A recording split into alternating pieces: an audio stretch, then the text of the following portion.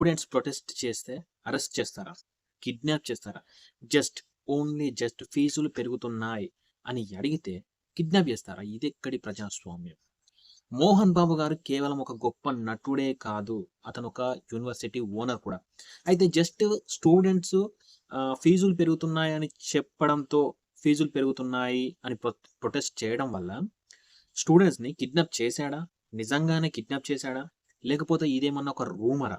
ఒకవేళ కిడ్నాప్ జరిగితే దానికి పోలీసులు ఏమన్నారు? అనే విషయం గురించి ఈ వీడియోలో క్లియర్ కట్‌గా తెలుసుకుందాం. ఈ కిడ్నాప్ అనేది ఒక రూమర్ అయితే కాదు. ఎందుకంటే అన్ని న్యూస్ ఛానెల్‌లో చక్కర్లు కొడుతున్న వార్త ఇది. మర్డర్‌లు చేసినోళ్ళు బయట తిరుగుతున్నారు. మానభంగాలు చేసినోళ్ళు బయట తిరుగుతున్నారు. పెద్ద పెద్ద క్రైమ్‌లు చేసిన వాళ్ళు కూడా బయట హాయిగా తిరుగుతున్నారు. కానీ విద్యార్థులు, స్టూడెంట్స్ ఫీజులు ఎక్కువగా అడుగుతున్నారు అని చెప్పి ఒక ప్రొటెస్ట్ చేయడం వల్ల కిడ్నాప్ అయ్యారు. అంటే మన సమాజం మనల్ని ఎక్కడికి తీసుకెళ్తుందో మనం అర్థం చేసుకోవాలి. అయినా గాని ఫీజ్ విషయంలో ప్రొటెస్ట్ చేయడం అదేమైనా రాంగా? లేకపోతే అదొక పెద్ద క్రైమా? లేకపోతే అదేమన్నా ఇల్లీగల్ యాక్టివిటీనా? కాదు కదా! పెద్ద పెద్ద కార్పొరేట్ కాలేజెస్‌లో ఫీజ్ అనేది చాలా ఎక్కువ.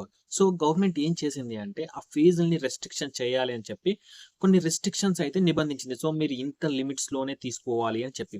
అయినా కానీ, ఆ లిమిట్స్‌ని క్రాస్ చేసి, గవర్నమెంట్ రూల్స్‌ని బ్రేక్ చేసి, ఈ మోహన్ బాబు యూనివర్సిటీలో ఫీజులనైతే తీసుకోవడం జరిగింది. బేసిక్‌గా ప్రతి ఒక్క కాలేజ్ కూడా ట్యూషన్ ఫీజ్‌ని మాత్రమే చార్జ్ చేస్తది. కాకపోతే ఈ యూనివర్సిటీ మాత్రం బిల్లింగ్ ఫీజ్ అని చెప్పేసి, ప్లేస్‌మెంట్ ఫీజ్ అని చెప్పేసి, ఇలా ఎక్స్‌ట్రా చార్జెస్, అన్‌నోన్ చార్జెస్ కూడా వేస్తున్నారు అని చెప్పి ఈ స్టూడెంట్స్ అందరూ కలిసి ప్రొటెస్ట్ అయితే చేస్తున్నారు. అయితే ఈ ఎక్స్‌ట్రా చార్జెస్ అన్నీ కూడా ఇయర్ అండ్ ఇయర్ పెరుగుతూ ఉంటే, ఇంక్రిమెంట్ అవుతూ ఉంటే, స్టూడెంట్ పరిస్థితి, అలాగే పేరెంట్ పరిస్థితి ఎలా ఉంటుంది? వాళ్ళ పైన ఎంత బర్డెన్ పడతది? ముఖ్యంగా మిడిల్ క్లాస్ ఫ్యామిలీస్ ఏవైతే ఉంటాయో వాళ్ళ మీద చాలా బర్డెన్ పడతది.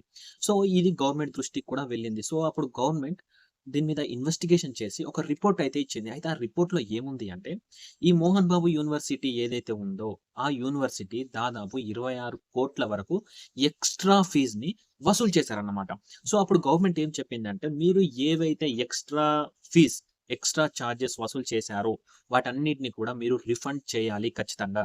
సో, అలాగే గవర్నమెంట్ రూల్స్‌ని బ్రేక్ చేసి, ఈ విధంగా మీరు ఎక్స్‌ట్రా చార్జ్ చేశారు కాబట్టి, అంటే గవర్నమెంట్ రూల్స్‌ని మీరు బ్రేక్ చేశారు కాబట్టి, మేము కూడా ఈ యూనివర్సిటీ మీద ఫైన్ అనేది ఖచ్చితంగా వేస్తాం అని గవర్నమెంట్ అయితే చెప్పింది. ఇక్కడ గవర్నమెంట్ ఈ విధమైన చర్యలు తీసుకున్నప్పటికీ స్టూడెంట్‌కి స్టూడెంట్స్ అందరికి కూడా ఇన్‌స్టాంట్ రిలీఫ్ అనేది రాలేదన్నమాట. అంటే ఇది ఇంప్లిమెంట్ కాలేకపోయింది. సో, స్టూడెంట్స్ ఇంప్లిమెంట్ కాలేకపోయింది అని వాళ్ళు ఎలిగేషన్ ఏసి, వాళ్ళు ఈ ప్రొటెస్ట్‌కైతే దిగారు.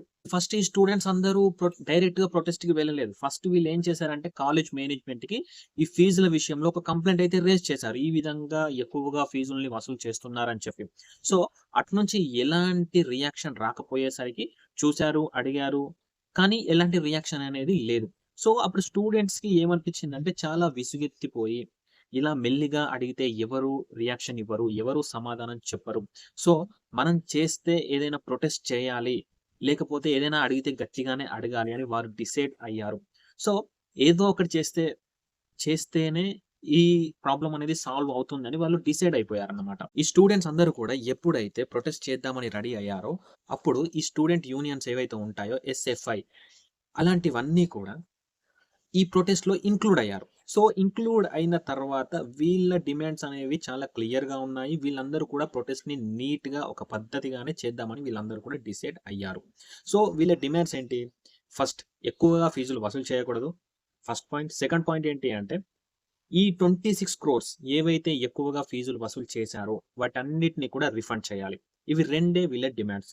సో, ఈ విధంగా డిమాండ్స్ ఉంచుకొని క్లియర్‌గా ఈ స్టూడెంట్ యూనియన్ లీడర్స్ ఎవరైతే ఉంటారో వాళ్ళందరూ కూడా స్టూడెంట్స్‌తో మాట్లాడి క్లియర్‌గా చర్చించి ఈ ప్రొటెస్ట్‌ని చేద్దామని వన్స్ డిసైడ్ అయ్యారు. రైట్. ఎగ్జాక్ట్‌లీ ఫిబ్రవరి 3 ఆ రోజు ఏం జరిగిందంటే ఈ స్టూడెంట్ లీడర్స్ ఎవరైతే ఉన్నారో వాళ్ళు ఏం చేశారంటే ఈ డిమాండ్స్‌ని ఒక అఫీషియల్‌గా తిరుపతి కలెక్టర్ ఎవరైతే ఉన్నారో అతనికి ఒక మెమోరాండం ఇచ్చి, ఇవి మా డిమాండ్స్ అని చెప్పి, ఒక పద్ధతిగా, ఒక అఫీషియల్‌గా చేద్దామని డిసైడ్ అయ్యి కలెక్టర్ ఆఫీస్‌కైతే వెళ్ళడం జరిగింది.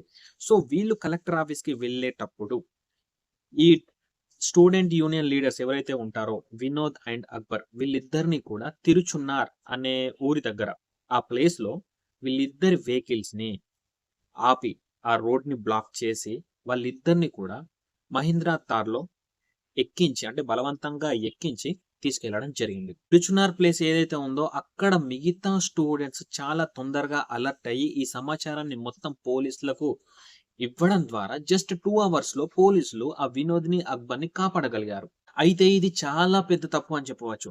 స్టూడెంట్స్ ఫీజులు పెంచుతున్నారు అని చెప్పి ప్రొటెస్ట్ చేస్తూ వాళ్ళ డిమాండ్స్‌ని కలెక్టర్ దగ్గర ఉంచుదాం అని చెప్పి కలెక్టర్ దగ్గరికి వెళ్తే కిడ్నాప్ జేయిస్తారా? ఇది ఎంత పెద్ద తప్పు అంటే చాలా పెద్ద తప్పు.